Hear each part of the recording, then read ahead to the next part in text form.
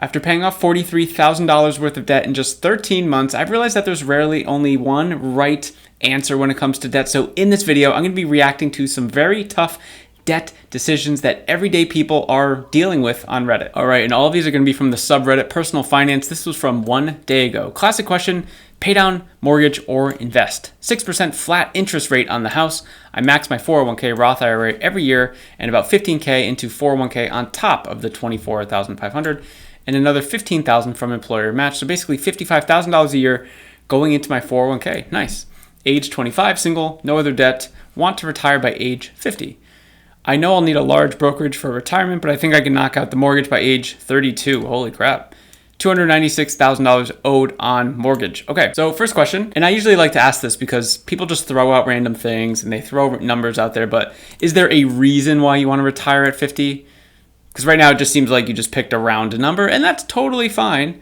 And, you know, it's kind of like double your age right now. So maybe that's like a cool thing for you. I'm not really sure, but like, what's the purpose? And what I like to do is just, you know, do the math. There's a bunch of mortgage calculators on the internet. You could just kind of type your numbers in to see what you could end up happening. But it's basically saying, I know I'll need a large brokerage account for retirement, but I think I can knock out mortgage by age 32. So I think the question is like, that you're asking is, do I keep putting $55,000 a year towards my retirement, or like how quickly do I put it towards it? Now, the context here is like they don't really put much else about their personal finance situation. It seems like they're putting a ton towards their retirement, and they're really pushing towards the mortgage. So maybe they're prioritizing the financial goals, but I don't know what your finances look like. You don't really say how much you're making and how much extra like available money you have at the end of every month to make this happen. The one thing that I like to walk people through, families that I work with, it's this 3-step process to help find extra money in their finances. I'm just going to assume that this person doesn't have a great gist of it, even if they do. So it's a 3-step process. The first step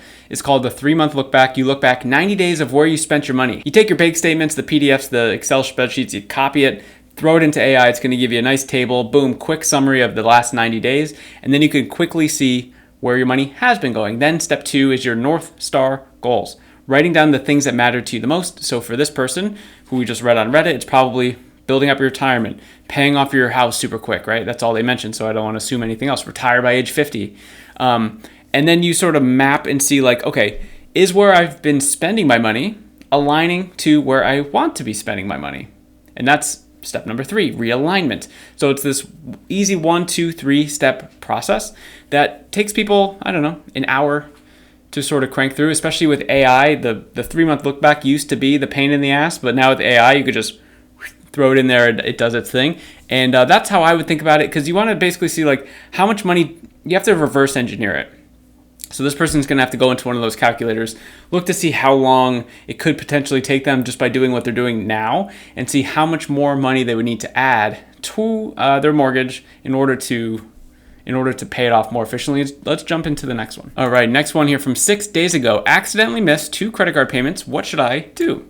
I very stupidly missed 2 minimum payments on my credit card due to an error on my part with my auto pay settings. I've always paid the full statement balance on time for the past 15 years, and my credit score was close to 850. I have no other excuse other than I am a new mom and my brain still doesn't feel like it's functioning on all cylinders. Shout out to all the new moms out there. New parents out there. I've got 2 of my own, so I get the idea of it. I'm not a mom. Moms are different than dads, for sure. I immediately paid the full amount balance today when I realized the error. What else should I do? How long will it take to recover from this? I am beating myself up, especially as we are thinking about buying a house within the next year. The payment was over 30 days late and is marked on my credit report. So first thing that I'm noticing, how long will it take to recover from this? As long as you want it to. Basically, it's like, just let it go. I mean, any new parent knows that that's going to be a massive struggle to just remember things.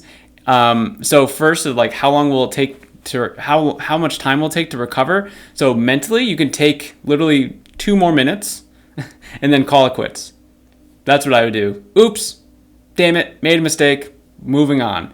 In terms of like the credit score, okay, you're close to 850, like maybe it'll go down. I don't know. I think too many people are focused on like maximizing the credit score and like blah, blah, blah. But really it's like the inputs and the habits that you do in your finances will just eventually amount to a high credit score. So like this is not something that I'm concerned about at all, because she was saying that the credit score was close to 850. So like you already have the habits and the structure and the inputs to be able to just whatever. It might go down, it'll go back up again. Going from 850 to 835 isn't going to impact anything at all. Anything at all. So great job, you're crushing it. And I wouldn't worry about it. Good luck on buying the new house. And the second thing is here, yeah, it looks like you mentioned an error on the auto pay. So I was gonna say like, yeah, of course, just like keep checking that, make sure it's like set up correctly. Because sometimes you can think you set it up. I've done this many times. You think you set it up and it's like, wait, where did that payment go? Oh, what? It was scheduled on the next month, 18th of the month, not this month. It's like, yeah, just silly stuff like that. So anyway, yeah, I would say don't even worry about it. Move on. Time to move on. 6 days ago, that's enough time to worry about it. And let's jump to the next one. All right, here's the next one from 2 days ago. Pay off mortgage help. We seem to have a recurring theme here. Hey, y'all. So I have a 2.625 mortgage rate on my current mortgage loan. It's pretty good. Bought in March 2021. Total loan, $382,500. Current mortgage, including taxes and insurance, is $2,130 currently. They like to say current. I haven't made any extra payments ever on the mortgage, but as I'm not getting any younger, have thought about looking to be mortgage free and pay it off as early as possible. I take home around $6,100 currently, I'm assuming monthly. So how much should I pay, and should I do it monthly or yearly if I want to knock it out in, say, in the next 10, 15 years? The current balance on the loan is around $336,000. So for me, this is basically a math problem.